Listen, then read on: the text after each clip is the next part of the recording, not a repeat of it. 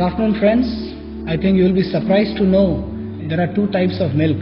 There is A1 milk, which is produced out of Jersey, Holstein, and there is a Indian version of the cow, which is the desi cow, which has a hump on its back, and that cow is the source of the A2 milk.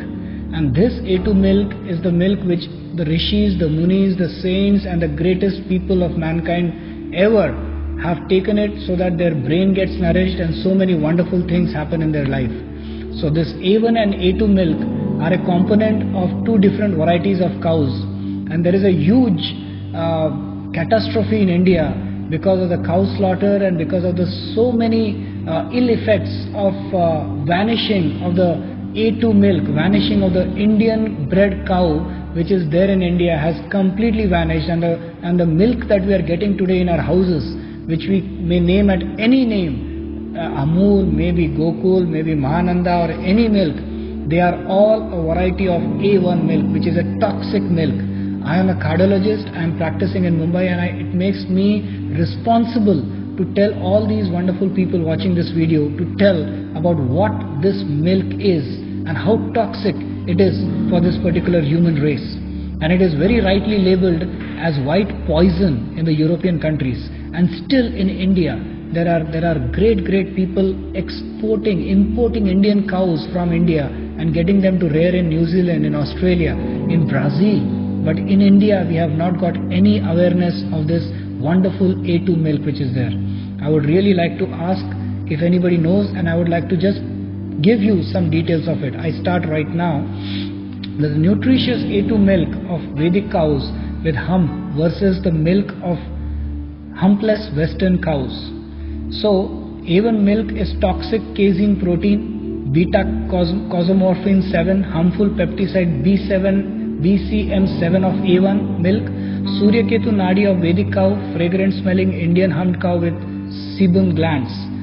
A2 milk produced by humped Indian cow is good for health, while A1 milk produced by the humpless Western cow is toxic for health. An Englishman, when I was traveling, he asked that what is the best cow, which is the best milk available, and he shot up an argument saying that the Indian cow gives very less milk, whereas the A1 milk is in abundance.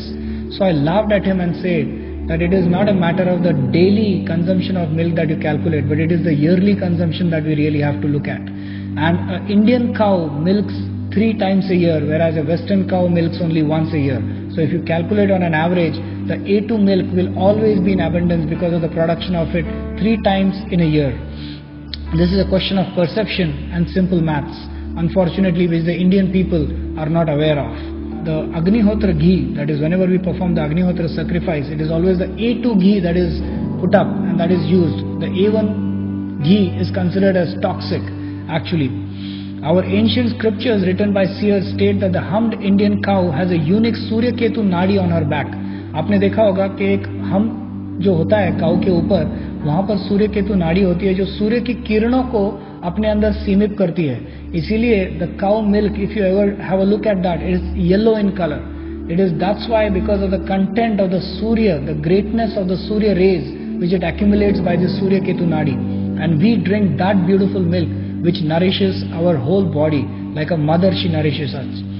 Similarly, the gomutra of urine of a cow has good effect only if the urine is from a humped cow. The urine produced by a humpless cow is toxic. So gomutra drinking cow's urine as an elixir, vadakayal. The various problems associated with humpless cow's toxic A1 milk are, I am just citing them one by one: autism, behra hona, diabetes type 1, sudden death syndrome in infants, ulcerative colitis, cardiac problems, multiple sclerosis, mental disorders, Parkinson's, schizophrenia, obesity, arteriosclerosis, intolerance, bloating.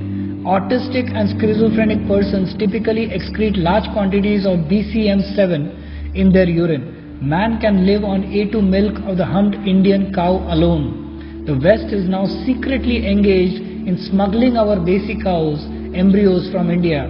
The West has found out several decades ago that the A2 milk of Indian humped cows is more beneficial as it has micronutrients like cytokines and minerals which enhance the immune system, A2 beta casein protein. So there are now, the single agenda of the West of converting their useless A1 cows into A2 cows.